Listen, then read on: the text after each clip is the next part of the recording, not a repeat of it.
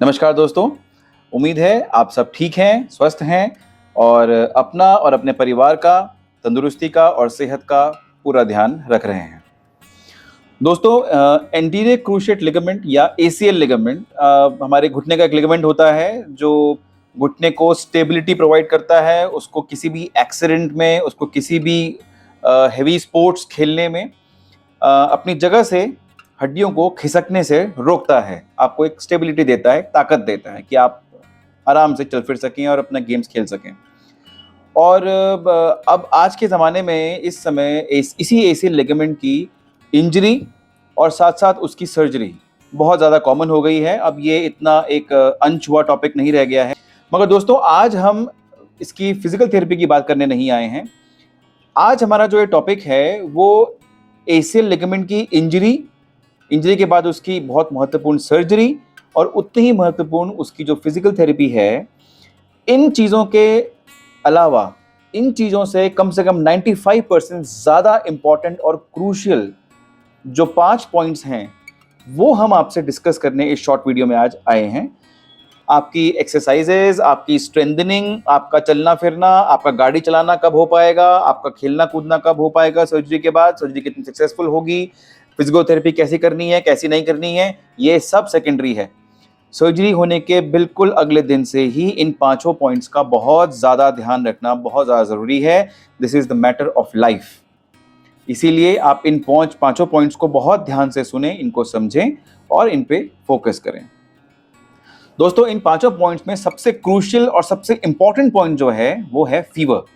Surgery के दिन से लेकर के अगले 10 दिन तक, यानी कि प्रॉपर्ली जो हमारा 2 से 2 हफ्ते का टाइम जो होता है, उस 2 हफ्ते के टाइम के अंदर अंदर आपको दोस्तों फीवर नहीं आना चाहिए।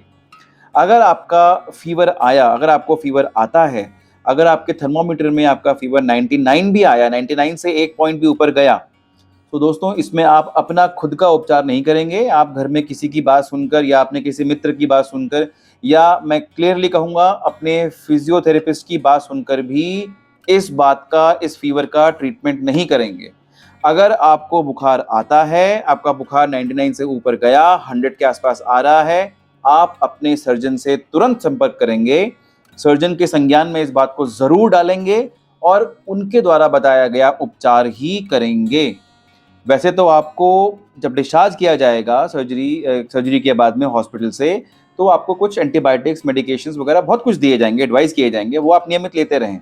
लेकिन फिर भी अगर आपका फीवर कंट्रोल नहीं होता है, आपको लगता है कि मेरे को हरारत सी रह रही है, मेरा 100 डिग्री तक फीवर जा रहा है, 99 से थोड़ा सा ऊपर रह रहा है, आप अपना कोई उपचार नहीं करेंगे कि चलो पैरासीटामोल खा लो, ठंडी पट्टियाँ रख लो, ठंडा दूध पी लो, कुछ कर लो। नहीं, आप अपने सर्जन से तुरंत के तुरंत कांटेक्ट करेंगे। वो आपको अपने हॉस्पिटल में बुलाएं, आप तुरंत उनसे मिलने जाएं और उनके द्वारा बताया गया उपचार ही करें।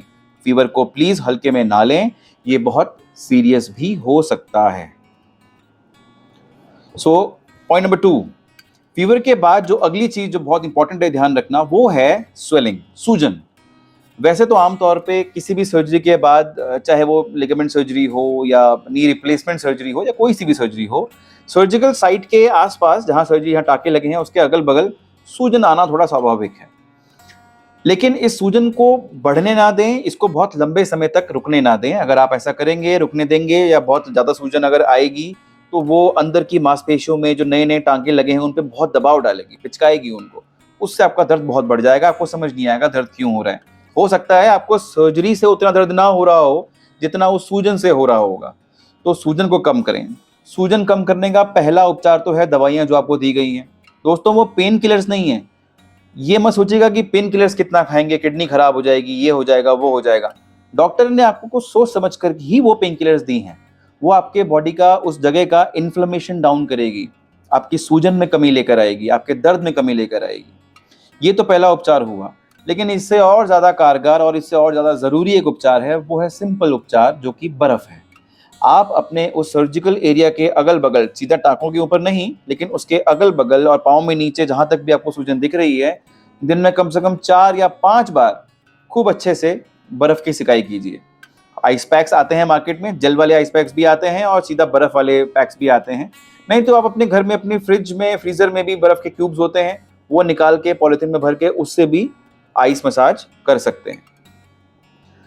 Point number 3, straightening exercises.